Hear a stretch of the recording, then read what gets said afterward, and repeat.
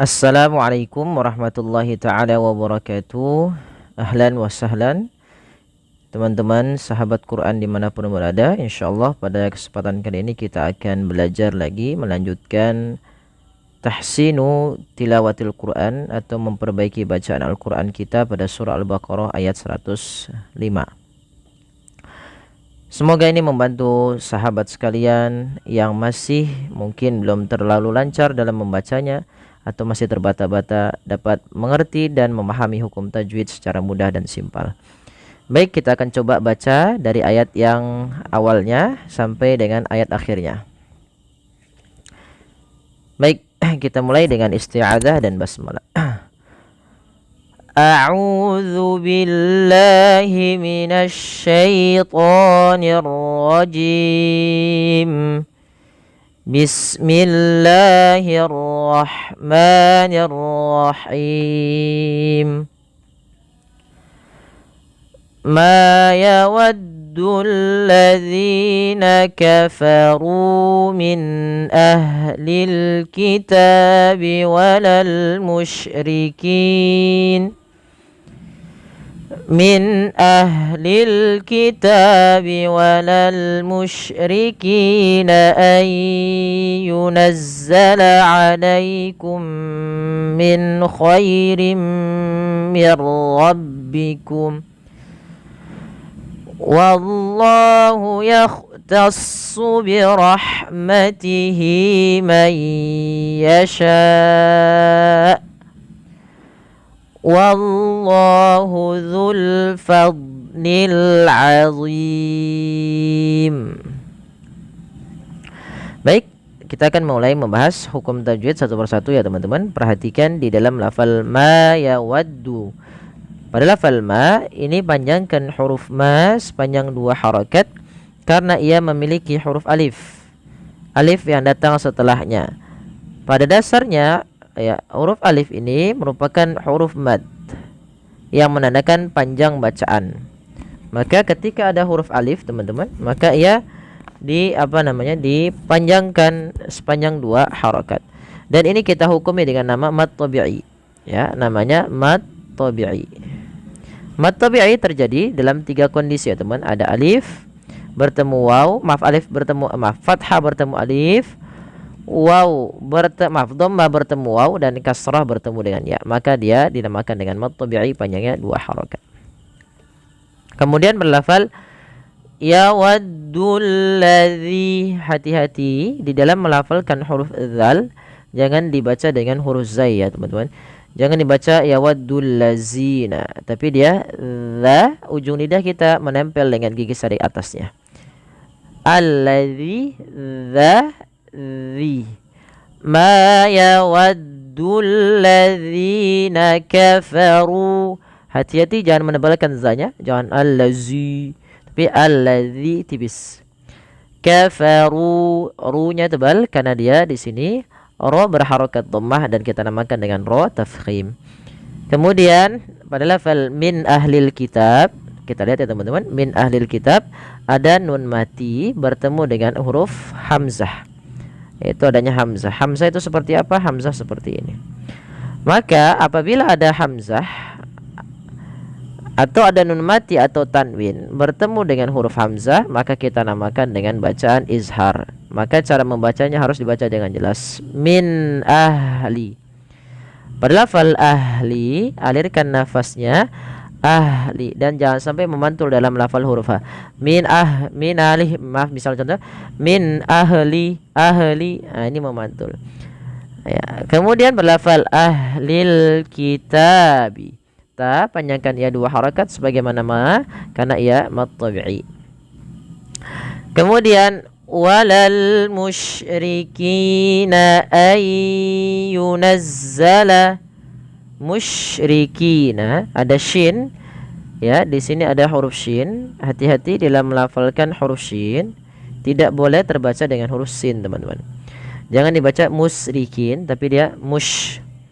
Bagaimana pelafalannya? Sya ya, dia usahakan kita coba rapatkan giginya. Sya shi, shu. Nah, seperti itu.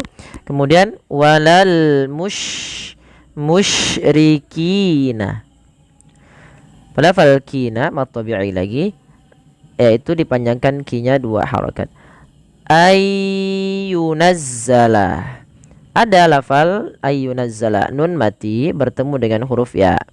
Maka apabila ada nun mati bertemu dengan huruf ya atau tanwin bertemu dengan huruf ya, nah, sebagaimana contoh nun ketika bertemu dengan ya, dan di sini kita lihat nunnya tidak berharokat. Maka apabila ada nun tidak berharokat bertemu dengan huruf ya, maka nunnya dimasukkan ke huruf ya dan suara nunnya dihilangkan. Dan inilah kita hukumi dengan bacaan namanya idgham bi gunnah. Idgham artinya memasukkan, bi gunnah disertai dengan penahanan atau gunnah, memasukkan ke rongga hidung kita. Maka ayyunazzala ya. Tidak dibaca ayyunazzala tapi ayya sambil dimasukkan ke rongga hidung.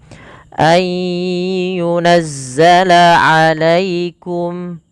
Kemudian mim mati bertemu mim, idgham mimi. Alaikum sambil ditahan. Jangan alaikum min khair, tapi ditahan dulu. Alaikum min khairim mir rabbikum. Min ketemu kha sama hukumnya ketika bertemu dengan hamzah, yaitu izhar, dibaca dengan jelas suara nunnya. Khairim, masukkan tanwin di sini bertemu dengan huruf mim, maka diwarnai dengan warna hijau agar kita memasukkannya, dan kita hukumi di sini sebagaimana yang tadi ya teman-teman, yaitu idgham bi gunnah. Kemudian ada nun mati bertemu ra. Nun mati bertemu ra itu idgham juga, tapi idghamnya adalah bila gunnah. Nah, bagaimana kita mudah melafalkannya? Nanti bisa melihat penjelasan di dalam bab kajian tajwid tentang Tuhfatul Atfal sebagaimana yang disampaikan Imam Al-Jamzuri. Mudah sekali. Untuk huruf idgham itu ada 6, terkumpul pada lafal yarmuluna ya. Yarmuluna. Muluna. Apa saja hurufnya? Ya, ra, mim di sini, lam, waw dan nun. Ini huruf idgham.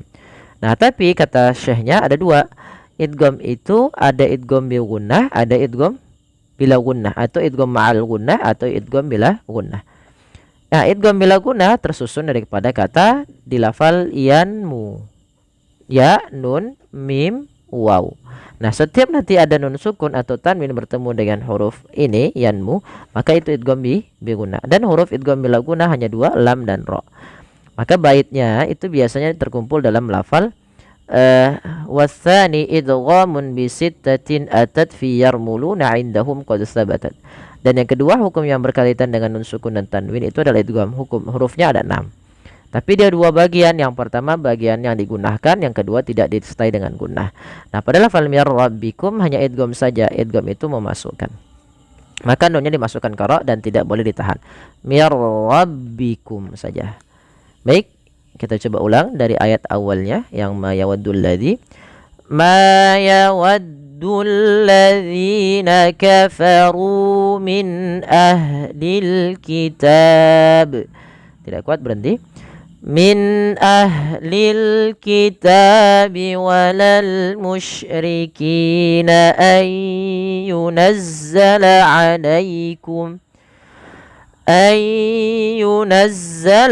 alaikum min khairim mir rabbikum.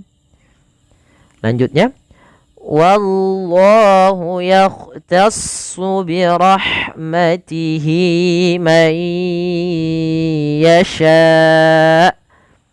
Pada lafal wallah hati-hati jangan menebalkan wanya, tapi dia tipis. Wallah baru Allahnya tebal. Wallahu yakhtassu birahha, di lafal ha alirkan, birahmatihi, hati-hati jangan baca dengan huruf ha besar, dengan birahmatihi, tapi birahmatihi. Pada lafal hi panjangkan dia 2 harakat karena ada mad silah qasirah. Berupa tandanya apa teman-teman? Mad silah qasirah berupa tandanya adalah ha dhamir ditandai dengan ya kecil setelahnya. Ini namanya ya kecil, yaitu dipanjangkan 2 harakat. Mayya yasha. Nun mati ketemu ya lagi, yaitu idgham bi gunnah pada lafal yasha. Kalau kita berhenti, ini menjadi mad arid disukun. Pada dasarnya mad arid disukun ini itu mad wajib muttasil pada lafal sya'u. Kenapa? Karena apabila ada hamzah sebelumnya huruf mad, baik itu alif, waw atau ya, maka itu dinamakan, kalau dia dalam satu kata maka dinamakan dengan mad wajib muttasil. Panjangnya berapa? 4 harakat. Maka lafal yasha itu seminimal-minimal kita baca dengan 4 harakat. May yasha, tidak boleh may yasha karena dia dasarnya 4 harakat. Kemudian wallahu dzul fadlil azim. Wallah sama kayak tadi ya teman-teman, tidak boleh wanya ditebalkan, tidak boleh wallah, tapi dia wallah, Allahnya saja yang tebal. Zu tipis, dzul fadli, fa alirkan nafas, dad tidak boleh mantul, tidak boleh fadlil. Nah, kebanyakan di antara kita membaca huruf dad itu memantul. Nah, ini kurang tepat. Wallahu dzul fadlil azim. Azim, Allah tidak dibaca dengan zim tapi azim, tebal huruf dha-nya, pangkal lidah kita terangkat. Allah, ujung lidahnya sebagaimana zal, azim. Kemudian di sini ada mad arid lisukun yang mad terjadi ketika kita wakaf sebelumnya ada huruf mad. Maka ini dinamakan dengan mad arid lisukun yang karena dia ada sukun arid pada mim. Awalnya azimi karena kita wakafkan mimnya mati, ini namanya sukun arid. Nah, maka mad yang terjadi karena sukun arid itu dinamakan ketika di akhir bacaan namanya mad arid lisukun. Memanjangkannya kalau asalnya dia mad tabi'i itu boleh 2 harakat, boleh 4 dan boleh pula 6 harakat. Baik, kita coba dari wallah. Wallahu yakhtassu bi rahmatihi man yasha. Wallahu dzul fadlil azim. Shadaqallahul azim. Ya, semoga yang sedikit ini membantu teman-teman di dalam memahami hukum tajwid. Mohon dukungannya untuk like, share, dan subscribe. Terima kasih. Jazakumullahu khairan.